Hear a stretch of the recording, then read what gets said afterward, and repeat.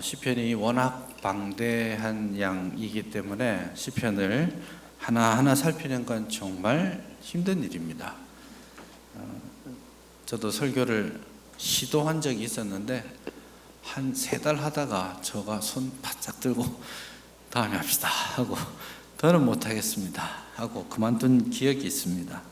사실은 굉장히 은혜롭지만 시편 하나부터 150편까지 꾸준히 이렇게 묵상하고 하는 게 쉽지 않은 부분이 있습니다.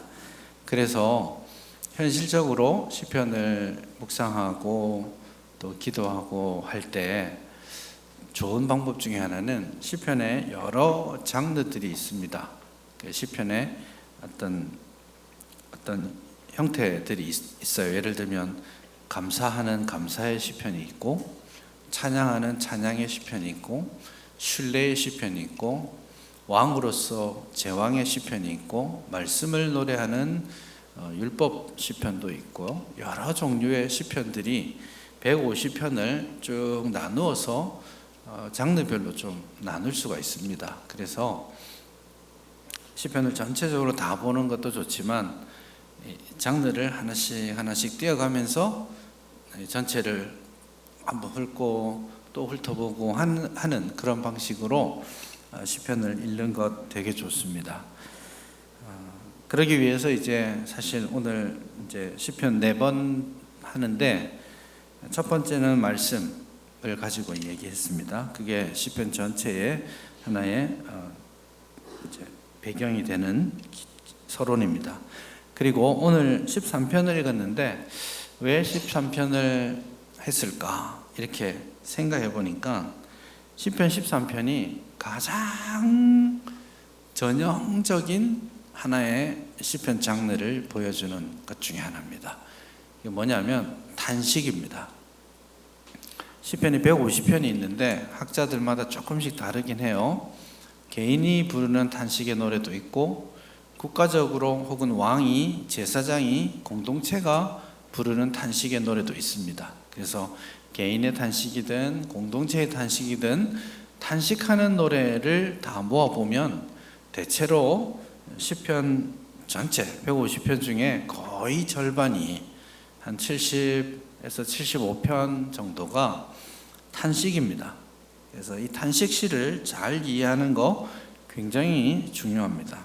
근데 사실 시편 이제 3편부터 계속 탄식시예요. 8편 빼고 지금까지 계속해서 탄식만 하고 있는데 특별히 13편이 탄식시는 이렇게 읽으면 좋아 하고 우리에게 알려주는 가장 전형적인 탄식의 포맷이 있습니다.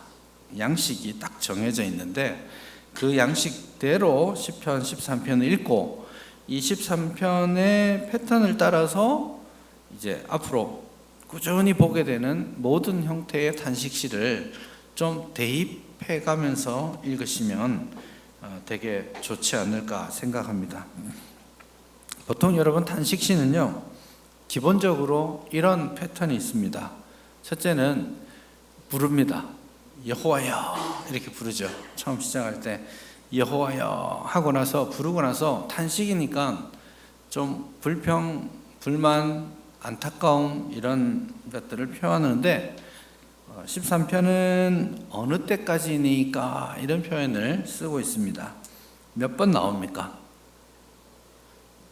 읽으시면서 바로 캐치하시기는 어려웠을 수 있는데요. 다시 한번 13편 1절과 2절을 보시면 어느 때까지니까 나를 영원히 잊으시나이까 어느 때까지 숨기시겠나이까 2절 어느 때까지 종일토록 마음에 근심하도록 하겠습니까? 그 다음에 어느 때까지 원수가 자랑하게 하시겠습니까? 몇 번 나왔죠? 4번, 무려 4번이나 나옵니다. 보통 다른 시편을 보시면 대체로 한 2번 나옵니다. 이게 시라는 게 평행법이 있거든요. 한 소절 안에, 한 절 안에 2개의 소절이 있으면 어느 때까지입니까? 어느 때까지입니까? 혹은 왜요? 왜요? 뭐 이런 식으로 질문을 하게 되어 있습니다. 근데 여기서는 13편은 1절과 2절에 똑같은 어느 때까지입니까? 사실 이 히브리어 표현도 굉장히 간절하고 강력한 표현입니다. 다른 데서 잘 쓰지 않는. 그래서 언제까지입니까? 도대체 언제까지입니까? 라고 부르짖기 시작하죠. 그래서 처음에 하나님 하고 부르고 탄식의 내용들을 소개합니다. 탄식을 하는데 이유가 있을 거 아니에요. 언제까지 이러실 겁니까 하나님? 탄식의 내용들이 이제 1절과 2절에서 소개가 됩니다. 탄식의 내용들을 소개하고 나면 그 다음에 뭐가 나올까요? 간구가 나옵니다. 이게 전형적인 패턴입니다. 3절에 보면 하나님 여호와 내 하나님이여. 시편은 그 시잖아요. 시는 글을 짧게 쓰려고 굉장히 노력합니다. 그래서 간결하게 하는 게 시의 아름다움인데 3절은 굉장히 길게 표현하고 있습니다. 처음에 13장 1절은 뭐라고 되어 있죠? 여호와여 이렇게 했죠. 굉장히 간결하게 했는데 3절에 가니까 여호와 내 하나님이여 이렇게 부르죠. 그래서 하나님께 불평과 탄식의 제목들을 쏟아내고 하나님을 더 가까이 친근하게 다가가는 겁니다.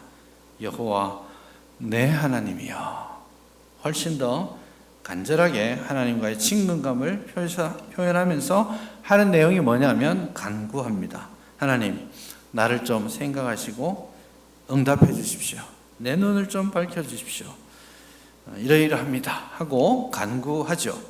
그리고 나면 5절에 가면 갑자기 분위기가 바뀝니다. 이게 굉장히 중요한 시편 탄식시의 특징입니다.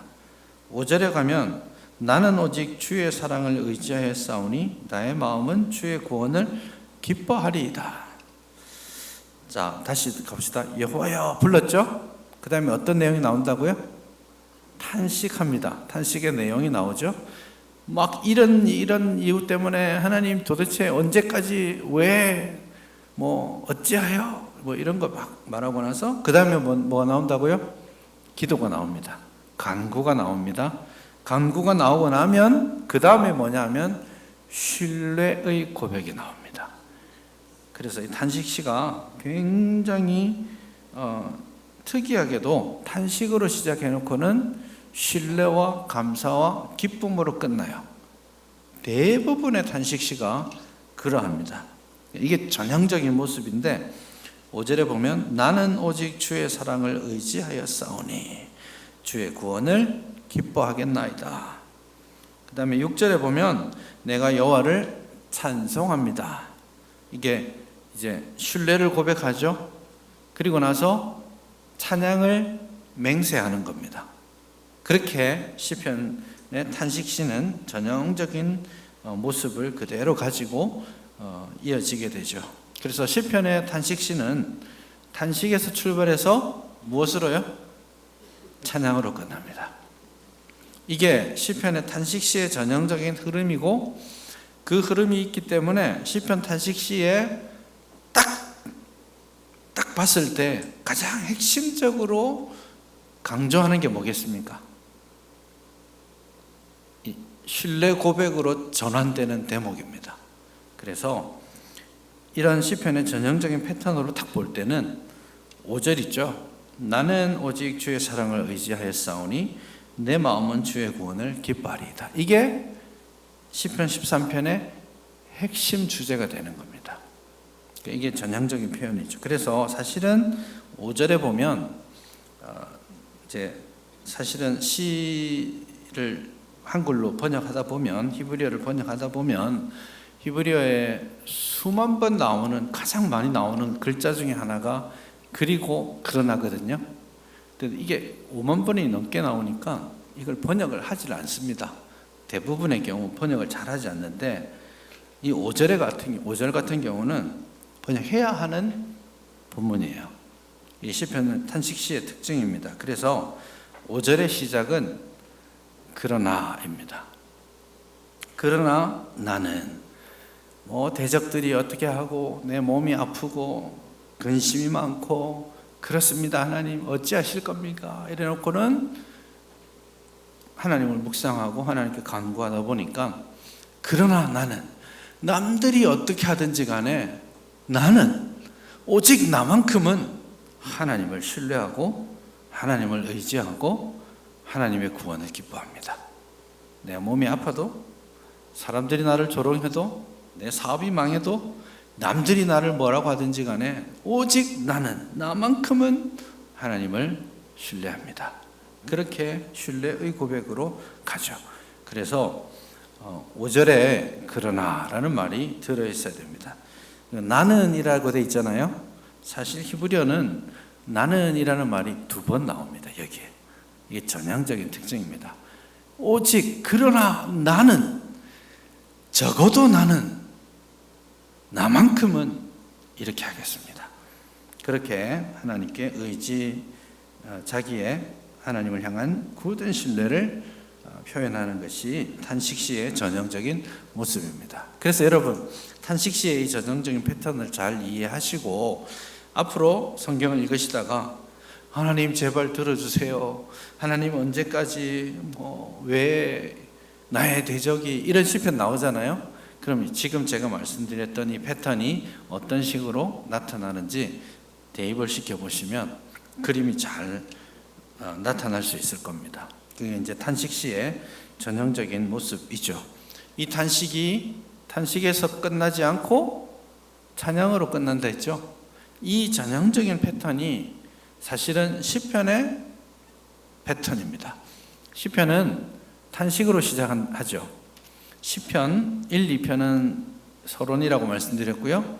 3편부터 시편 41편까지 1권이죠. 1권의 대부분이 다 탄식입니다. 다 다윗의 노래거든요. 다윗이 탄식을 많이 합니다. 고생을 많이 한 거죠. 그래서 여러분, 다윗과 같은 아들 이렇게 조심해야 됩니다. 고생 많이 합니다. 그래서 고생 많이 하고 탄식을 많이 하죠. 그래서 시편은 탄식으로 출발합니다. 3편, 4편, 5편, 6편, 7편 탄식. 꼴까닥 넘어갈 만하니까 찬양이 지혜의 시가 8편에 나옵니다. 9편, 10편, 11편, 12편, 13편 다 탄식이에요. 계속 탄식하다가 시편 마지막에 가면 145편부터 뭐가 들어옵니까? 할렐루야 찬양이 막 들어옵니다. 내 영혼이 하나님을 찬양합니다. 우리가 하나님을 찬양합니다. 온 세상이여 하나님을 찬양하라. 온 우주 만물이여 하나님을 찬양하라. 이렇게 하면서 시편이 끝나죠. 그래서 시편은 탄식시의 패턴을 그대로 받아서 탄식에서 시작해서 온 우주 만물이 다 같이 하나님을 찬양하는 찬양의 목소리로 끝나게 되는 것이죠. 그 흐름을 이 13편 탄식시의 전형적인 모습이라고 말할 수 있는 13편이 우리에게 가장 잘 보여주고 있습니다. 다시 한번 13편으로 들어가 봅시다. 도대체 이분은, 다윗은 왜 탄식하고 있는지 한번 보죠. 첫 번째 탄식의 아마 이유는 이제 13편 1절에서는 어떻게 말하고 있냐면, 하나님 왜 숨어 계십니까? 이 질문을 하고 있죠. 하나님이 숨어 계시는 거예요. 하나님께 기도하는데 하나님 응답해 주세요. 하나님 어디 계세요? 하나님 이 고통 때문에 부르짖는데 하나님 어디 계세요? 하는데 하나님이 말씀하지 않으시는 것 같아요. 우리도 종종 경험하는 내용입니다.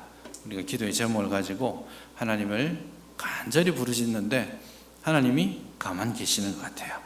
하나님의 침묵이, 우리가 그 하나님의 침묵을 느낄 때 굉장히 힘들어지는 거죠. 그게 첫 번째 탄식의 이유입니다. 그 하나님의 침묵을 느끼게 된 동기가 있는데요. 2절에 보시면 이렇게 나와 있습니다. 내 영혼이 번민하고 종일토록 마음에 근심합니다. 근데 그 근심의 이유는 뭘까요? 살짝 더 나아갑니다. 좀 더 구체적으로 내 원수가 나를 치며 자랑한다, 이렇게 말합니다. 원수가 누군지는 잘 모르겠어요. 다윗의 대적이 다윗을 보면서 너 자식 꼴 좋다, 너 하나님 믿는다든지 그 꼴이 뭐야 하고, 이유는 아직 안 나왔어요. 그러나 어떤 이유 때문에 다윗이 혹은 시편 기자가 하나님께 부르짖는데 하나님은 응답하지 않는 것 같고, 대신에 주변에 있는 사람들이 자신을 조롱하면서 너 하나님 믿는다더니 그게 무슨 꼴이냐, 너 지금 이렇게 다 하는 게 하나님이 심판한 거 아니냐, 별의별 소리를 다 들으니까 너무 힘든 거예요. 그게 두 번째고요. 세 번째 3절에 가서 보니까 드디어 진짜 자기 자신의 1차적인 탄식의 이유가 나옵니다. 여호와 내 하나님이여 나를 생각하시고 응답하시옵소서. 나의 눈을 밝히시고 두렵건대 내가 사망의 잠을 잘까 하오며, 이렇게 말합니다. 이게 자기가 지금 눈을 밝혀달라고 말하잖아요. 여러분, 눈을 밝혀달라는 말은 단순하게 눈이 어두워졌으니까 눈 좀 띄워주십시오, 이런 차원의 문제일 수도 있지만, 이게 하나를 이제 예를 들어 신체의 하나만 묘사하면서 전체를 뜻하는 겁니다. 그래서 눈을 밝혀달라라는 말은 좀 내 몸을 회복시켜달라라는 말로 이해하면 좋습니다. 그래서 내 눈을 밝혀주십시오. 아픈 것 같아요. 내 눈을 밝혀주십시오. 두렵건대 내가 사망의 잠을 잘까 하오며. 그래서 다윗이 어떤 중한 질병에 걸렸거나 어떤 고통을 겪고 그것으로 인해서 죽을 수도 있겠다라는 위기감이 있는 겁니다.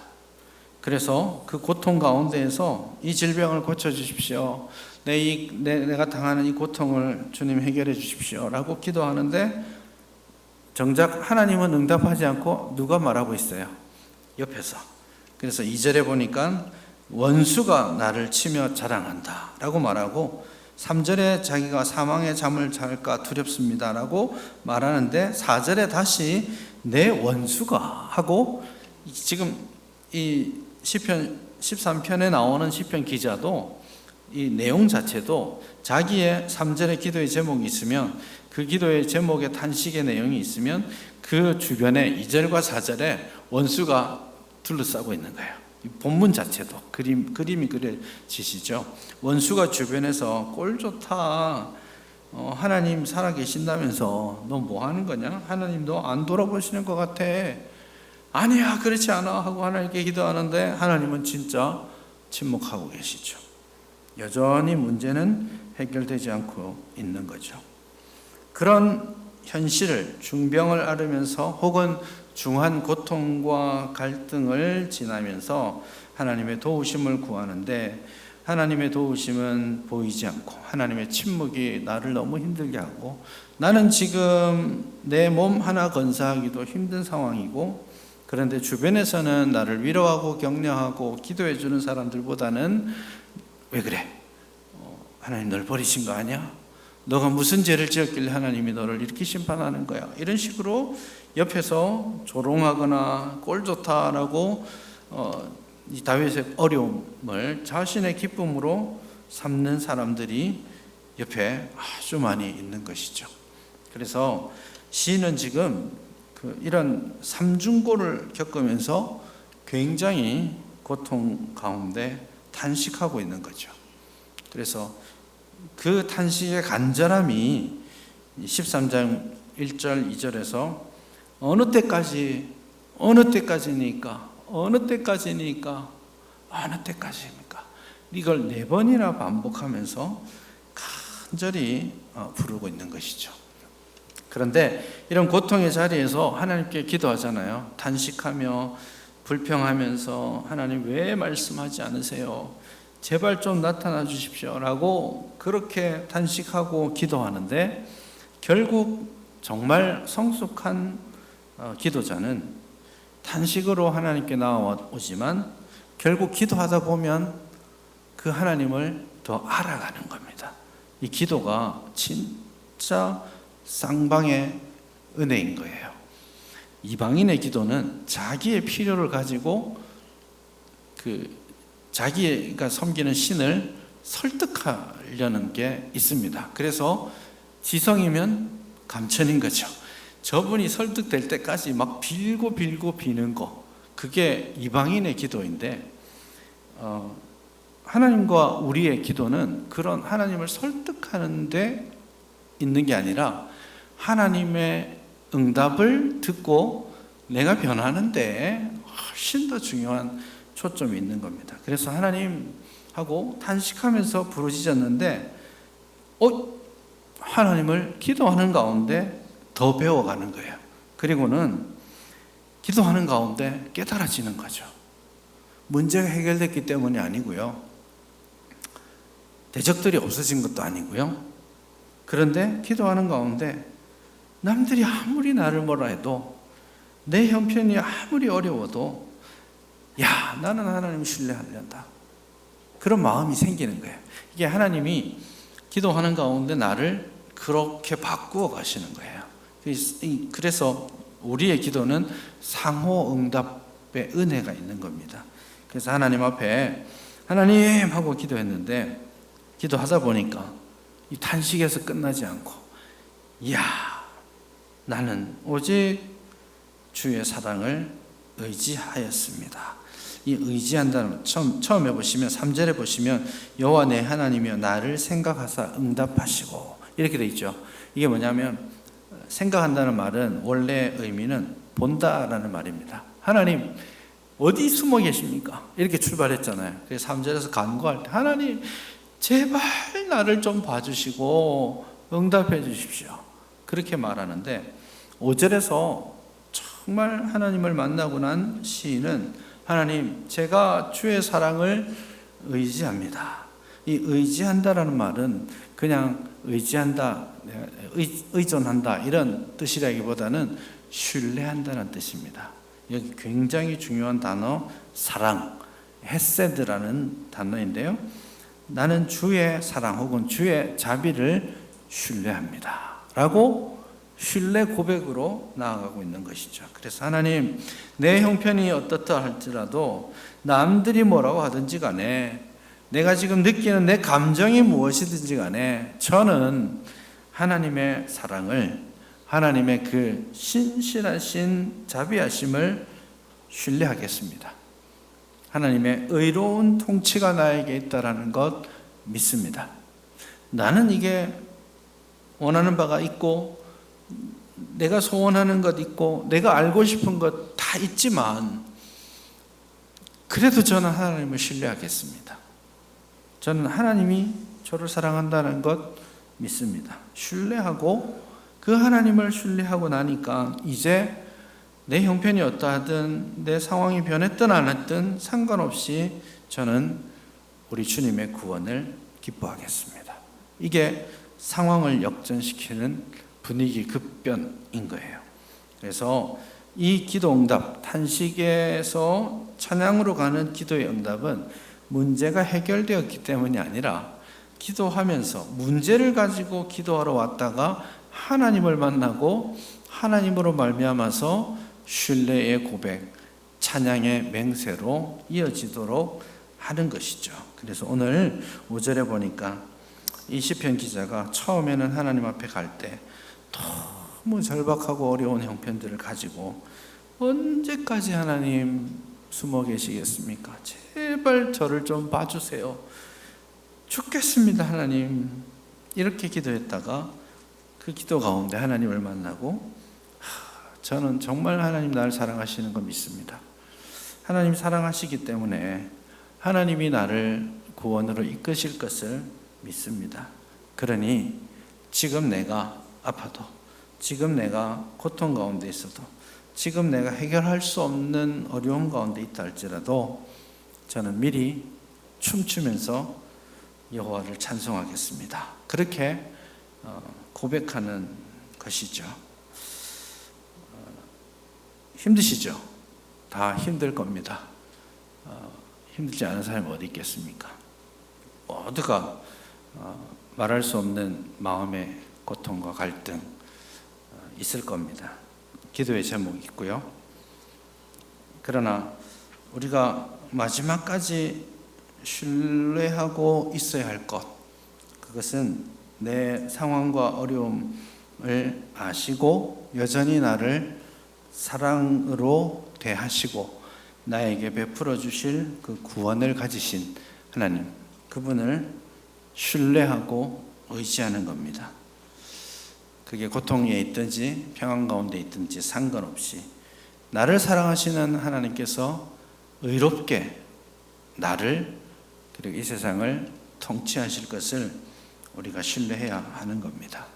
그 믿음 우리가 항상 가지고 저는 내 상황을 넘어서 오직 의로운 통치자이신 그 하나님을 찬송하는 삶을 살겠습니다 라고 그렇게 고백하고 글쎄요, 고통과 고난이 아니라 신뢰와 감사와 구원의 기쁨이 넘쳐나는 우리의 삶이 될 수 있기를 바랍니다.